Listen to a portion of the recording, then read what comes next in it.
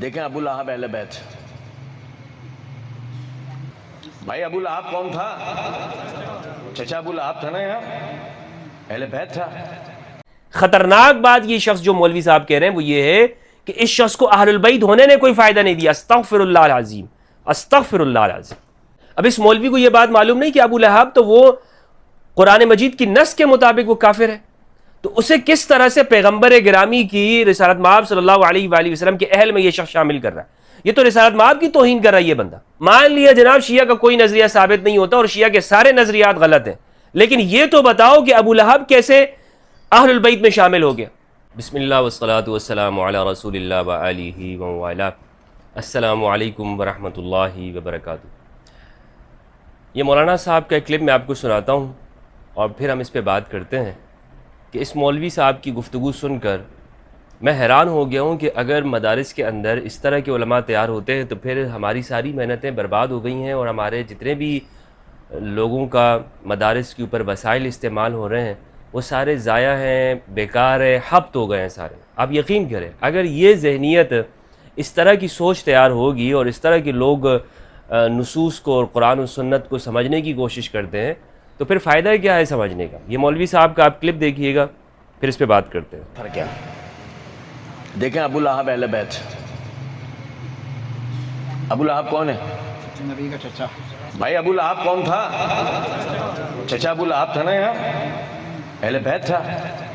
جی اللہ رب العزت نے اس کے لیے قرآن مجید میں ہمیں بتایا ہے ما اغنی عنہ مالہ وما کیا کہہ رہے ہیں کسب. یہ اپنی عوام کے سامنے یہ بات کر رہے ہیں کہ ابو لہب جو کہ کافر ہے، جس کی مذمت قرآن مجید کے اندر اتری ہے اور جو کہ رسول اللہ صلی اللہ علیہ وآلہ وسلم کا دشمن، اس شخص کے بارے میں یہ کہہ رہے ہیں مولوی صاحب، اور ماشاءاللہ متدین ہیں، داڑھی والے، اور یہ کمرے میں بیٹھ کر بھی گفتگو نہیں کر رہے ہیں، اپنے دل میں بھی یہ خیالات نہیں لا رہے ہیں، بلکہ لوگوں کے سامنے یہ گفتگو کرتے ہوئے فرما رہے ہیں کہ ابو لہب اہل البیت تھا. سبحان اللہ، ماشاءاللہ. پھر سنیے گا اس گفتگو کو. دیکھیں ابو لہب اہل بیت. ابو لہب اہل البیت. ابو لہب کون ہے؟ نبی کا چچا. اندازہ کریں اس پر ہم اپنی عقلوں کا ماتم کریں. میں کس سے نوحہ کنا ہوں، کس سے شکوہ کیا جائے؟ ان کے اساتذہ کا نام مجھے معلوم نہیں ہے، ورنہ میں ان سے گزارش کرتا کہ حضرت آپ نے یہ کس طرح کی پروڈکٹ تیار کی ہے کہ جو مارکیٹ میں لوگوں کے سامنے بیٹھ کر اہل البیت میں ابو لہب کو شامل کر رہے ہیں. اور جہاں تک میری معلومات ہے یہ مولوی صاحب یہ اہل حدیث غیر مقلد، جن کو ہمارے ہاں جو سلفی حضرات ہوتے ہیں یہ اس ٹائپ میں سے ہیں، یعنی یہ غیر مقلد ہے، اہل حدیث ہے. ماشاء اللہ، سبحان اللہ. کیا آپ کی عقل ہے، کیا فہم ہے، کیا استنباط ہے، کیا ملکہ اور استعداد ہے آپ کی کہ آپ نے ابو لہب اس کو اہل البیت میں شامل کر دیا، ابو لہب کو اہل البیت میں شامل کر دیا. مجھے بتائیے آپ سینے پر ہاتھ رکھ کے کون سا ایسا، میں اب یہاں پر قرآن و حدیث سے بات نہیں کروں گا، میں آپ کو جواب دیتے ہوئے صرف یہ عرض کرنا چاہتا ہوں. اس طرح کی بونگی جو ہے وہ پہلے بھی ایک مولوی نے یہاں پر دی تھی کہ مولا کا معنی کرتے ہوئے کہ جناب یہ صرف اس زمانے کے مولا تھے، اس پہ میں نے بات کی ہے، کوئی علوی صاحب تھے. یہ مولوی صاحب ابھی کہہ رہے ہیں. اندازہ کیجئے کہ اہل البیت کی دشمنی میں ان کی عقلوں کا کیا حشر ہو جاتا ہے، کس طرح جو دماغی توازن ہے اس میں بگاڑ پیدا ہو جاتا ہے.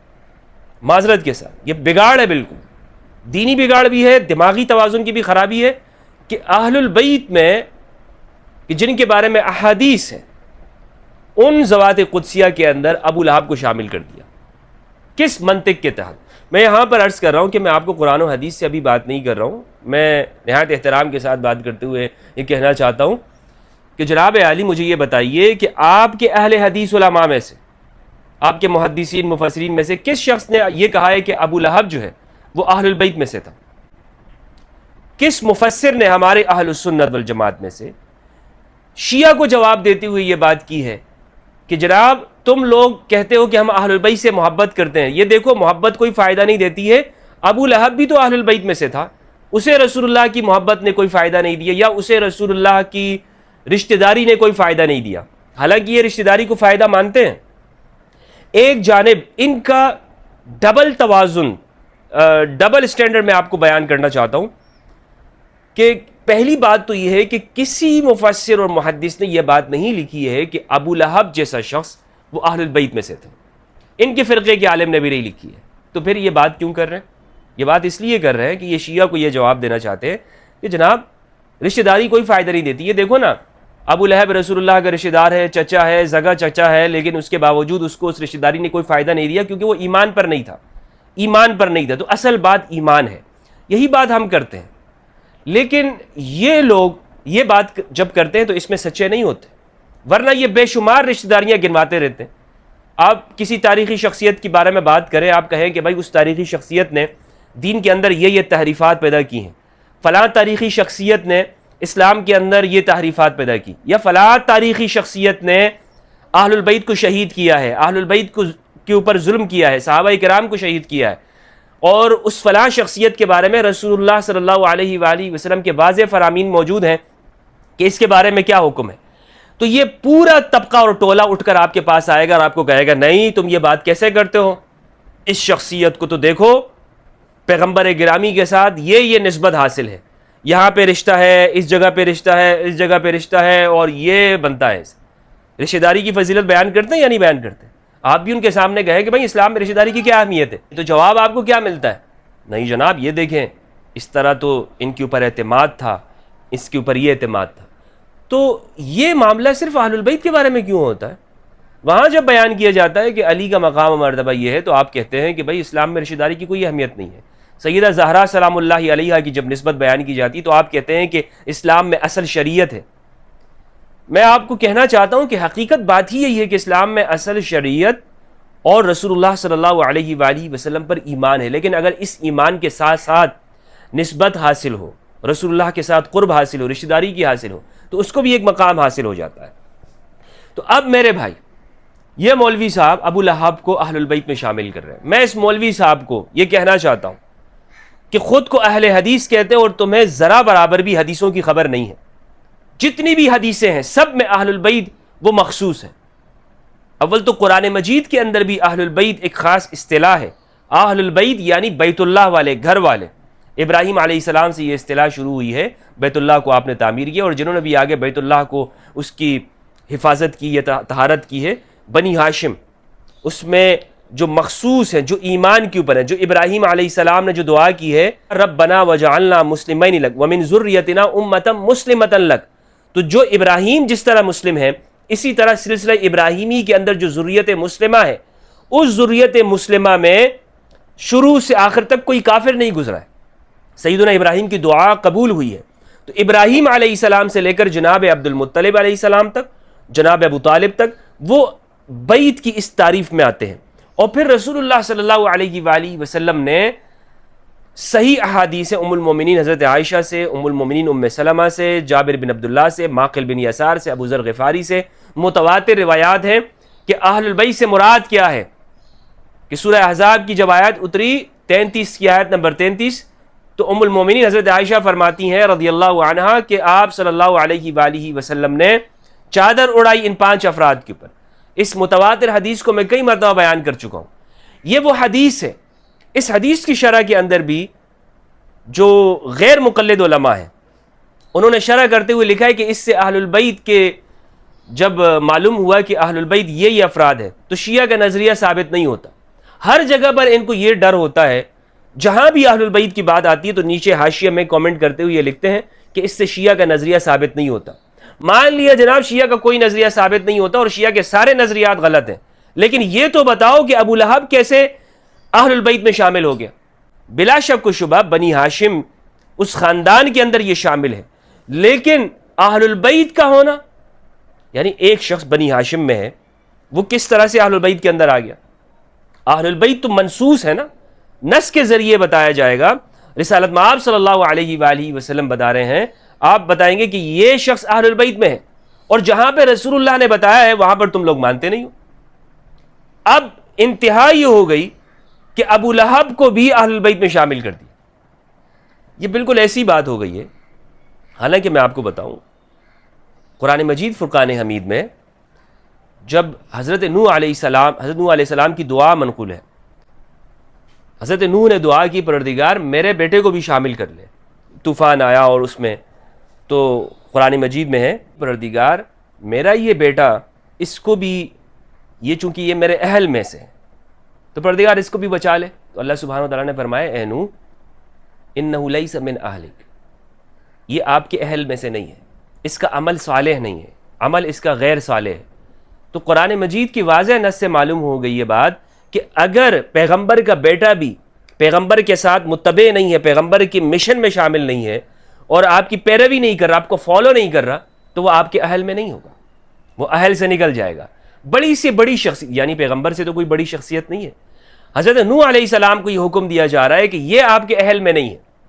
اندازہ کریں، اب اس مولوی کو یہ بات معلوم نہیں کہ ابو لہب تو وہ قرآن مجید کی نص کے مطابق وہ کافر ہے، تو اسے کس طرح سے پیغمبر گرامی کی رسالت مآب صلی اللہ علیہ وآلہ وسلم کے اہل میں یہ شخص شامل کر رہا ہے؟ یہ تو رسالت مآب کی توہین کر رہا ہے یہ بندہ۔ ابو لہب کو اہل البیت میں شامل قرار دے کر، اہل البیت کے فرد قرار دے کر، یہ شخص رسول اللہ صلی اللہ علیہ وآلہ وسلم کی توہین کر رہا ہے۔ قرآن مجید کی واضح نص ہے سورۃ اللہب، تبت یدا ابی لہب وتب، ابو لہب کے دونوں ہاتھ ٹوٹ جائے، اور وہ ٹوٹ چکے۔ ما اغنی عنہ مالہ وما کسب، نہ اس کا مال کام آیا نہ کمائی اس کی کام آئی۔ قرآن مجید کی پوری صورت ہونے کے باوجود یہ شخص جانتے بوجھتے عامت الناس کے سامنے یہ کہہ رہا ہے کہ ابو لہب وہ اہل البیت میں سے ہے۔ استغفر اللہ العظیم، عقل کا ماتم کیا جائے ان کے اوپر، یہ فہم ان سے چھین لیا گیا۔ اب بات یہ ہے کہ اصل رسول اللہ صلی اللہ علیہ وآلہ وسلم کی اتباع اور پیروی ہے۔ آج میں اپنی اس گفتگو کے اندر مختصر طور پر یہ بیان کرنا چاہوں گا۔ ایک تو اس مولانا صاحب نے بہت جسارت کی بات کی ہے، جانتے ہوئے یہ بات اچھی طرح سمجھتے ہیں کہ ابو لہب وہ کافر ہے، اس کو اہل البیت میں شامل کر لیا۔ اگر اس نے جانتے بوجھتے اس طرح سے کیا ہے اور بلا شک و شبہ ایسے کیا ہے، یہ اپنے ایمان کی خیر منائے، یہ اپنے ایمان کی خیر منائے۔ دیکھیں، ایک شخص ہے وہ رسول اللہ صلی اللہ علیہ وآلہ وسلم کے زمانے میں، اس نے آپ کو دیکھ لیا، کیا اس کا یہ دیکھنا اس کے لیے کوئی فضیلت ہے؟ اگر اس نے ایمان نہیں لایا تو بلا شک و شبہ اس کا دیکھنا کوئی فضیلت نہیں ہے۔ ابو جہل نے بھی رسول اللہ کو دیکھا تھا، ابو لہب نے بھی دیکھا ہوا تھا، لیکن ایمان نہیں لایا رسول اللہ صلی اللہ علیہ وآلہ وسلم پر، تو لہٰذا اس کا دیکھنا اس کو کوئی کام نہیں آئے گا۔ ایک شخص ہے وہ رسالت مآب صلی اللہ علیہ وآلہ وسلم کو دیکھتا بھی ہے اور زبانی کلمہ بھی پڑھ لیتا ہے، بہت سارے منافقین بھی تھے۔ تو اب معیار کیا ہے؟ معیار مولویوں کا بنایا ہوا قبول نہیں ہے۔ قرآن کیا کہتا ہے؟ قرآن مجید کے نزدیک معیار کیا ہے؟ قرآنی معیار ہے اتباع۔ صرف رسول کو دیکھنا اگر ایمان نہ ہو کسی کام کا نہیں ہے۔ رسول کے ساتھ ہونا، بلکہ رسول اللہ کے پیچھے نمازیں پڑھنے والے منافقین بھی تھے۔ سورہ الجمعہ آپ دیکھ لیں، سورۃ المنافقین دیکھ لیں، رسول اللہ صلی اللہ علیہ وآلہ وسلم کی مجلس میں بیٹھتے ہیں، گفتگو سنتے ہیں، یہاں سے بات آگے پہنچاتے ہیں، اور صبح شام وہ بیٹھے رہتے ہیں وہاں پر، نمازیں پڑھتے ہیں، جمعہ کی نمازوں میں شریک ہوتے ہیں۔ سورۃ الجمعہ کی آخری آیت ہے 62 کی آیت نمبر 11، وَإِذَا رَأَوْا تِجَارَةً أَوْ لَهْوًا انفضوا إِلَيْهَا وَتَرَكُوكَ قَائِمًا۔ جب یہ لوگ کسی تجارت کو دیکھ لیتے ہیں یا یہ کسی کھیل کود والے کام کو دیکھ لیتے ہیں، اپنے فائدے کے کام کو دیکھتے ہیں، تو اے پیغمبر نماز کی حالت میں یہ آپ کو کھڑا چھوڑ کے یہ بھاگ جاتے ہیں۔ یہ کون لوگ ہیں؟ یہ منافقین ہیں۔ یہ وہ لوگ تو نہیں ہوں گے کہ جو سچی پیروی پیغمبر کی کر رہے ہوں گے۔ تو اب قرآن مجید نے ایسے لوگ کہ جو رسول کے زمانے میں ہیں، ان کا ایک معیار اور ایک اسٹینڈرڈ قائم کیا ہے، تاکہ دنیا کو معلوم ہو جائے کہ وہ لوگ کون ہیں، منافقوں سے ان کی پہچان ہو سکے۔ قرآن اس کے لیے کہتا ہے متبع، اتباع۔ قرآن نے اس کے لیے ایک باقاعدہ ایک لفظ استعمال کیا ہے، اور یہ ہر پیغمبر کے چاہنے والوں کے لیے قرآن نے یہی لفظ استعمال کیا ہے پورے قرآن مجید کے اندر، اتباع، متبعین۔ حضرت ابراہیم کے متبعین تھے، عیسیٰ علیہ السلام کے متبعین ہیں، حضرت نوح کے متبعین ہیں۔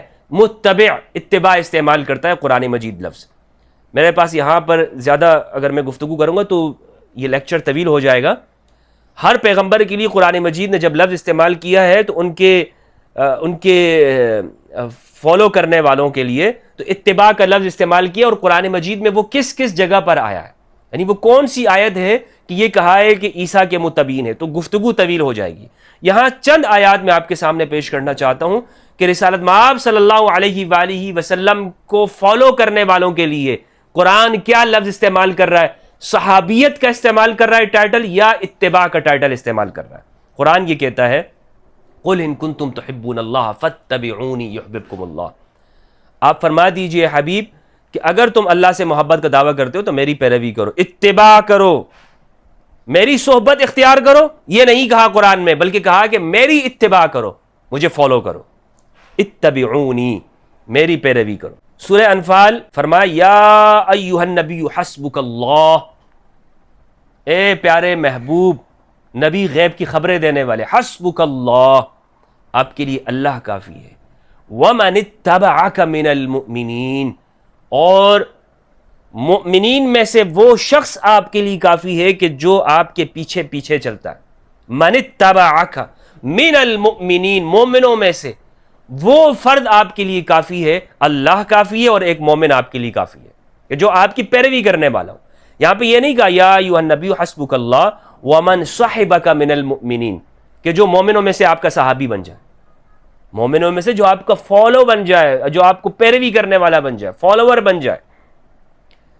متبع وہ ہوتا ہے کہ وہ پیغمبر کی یا کسی بھی شخصیت کی ایسی اتباع کرتا ہے، قدم قدم اس کے پیچھے چلنا، صرف اطاعت نہیں کہ آپ نے کہہ دیا بات مان لی، اطاعت سے اگلی منزل اتباع، کہ وہ اس کا مزاج نبوی مزاج کو پہچاننے لگ جائے، یعنی نبوی مزاج کی شناسائی اس کو حاصل ہو جائے۔ یہ شخص کیا ہے؟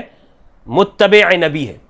اگلی آیت ملاحظہ کیجئے، اسی طرح سورہ آل عمران کی آیت نمبر 20 ہے، فرمایا فَإِنْ حَاجُّوكَ فَقُلْ أَسْلَمْتُ وَجْهِيَ لِلَّهِ وَمَنِ اتَّبَعَنِي۔ اگر یہ آپ سے پھر بھی کٹ حجتی کرتے ہیں، مباحثہ کرتے ہیں، تو آپ فرما دیجئے حبیب کہ میں نے اپنے چہرے کو اللہ کی جانب کر دیا، اور وَمَنِ اتَّبَعَنِي، اور اس شخص نے بھی کہ جس نے میری پیروی کی ہے، وَمَنِ اتَّبَعَنِي، وَمَنْ صَحِبَنِي نہیں کہا یہاں پر۔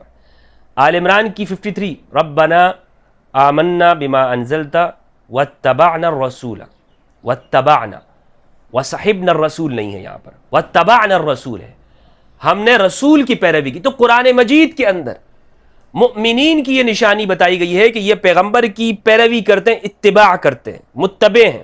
سورہ توبہ کی آیت ہے، آیت نمبر 100، فرمایا والسابقون الاولون من المہاجرین والانصار والذین اتبعوہم بإحسان، سابقون اولون مہاجرین و انصار، اور جنہوں نے ان مہاجرین و انصار کی پیروی کی احسان کے ساتھ، ظلم کے ساتھ نہیں۔ کچھ لوگوں نے پیروی کی ہوگی لیکن اس کے ساتھ شرط ہے، احسان ہونی چاہیے پیروی میں۔ اگر اس کی زندگی میں ظلم ہوگا تو وہ مہاجرین و انصار کی پیروی کرنے والا نہیں ہوگا، وہ شخص ظالم ہے۔ بھلے وہ شخص یہ کہے کہ جناب میں تو ان کی پیروی کروں، لیکن اس کی زندگی میں ظلم ہے، قرآن شرط لگا رہا ہے، قرآن کسی کو کھلی چھوٹ نہیں دیتا۔ تو یہاں پر بھی والذین اتبعوہم باحسان، اتباع کی قرآن مجید نے کہا ہے۔ ہر ایک قرآن کہتا یہ ہے کہ اتباع ضروری ہے۔ تو لہٰذا میرے بھائی یہ بتاؤ کہ مومن کے لیے شرط اتباع کی ہے۔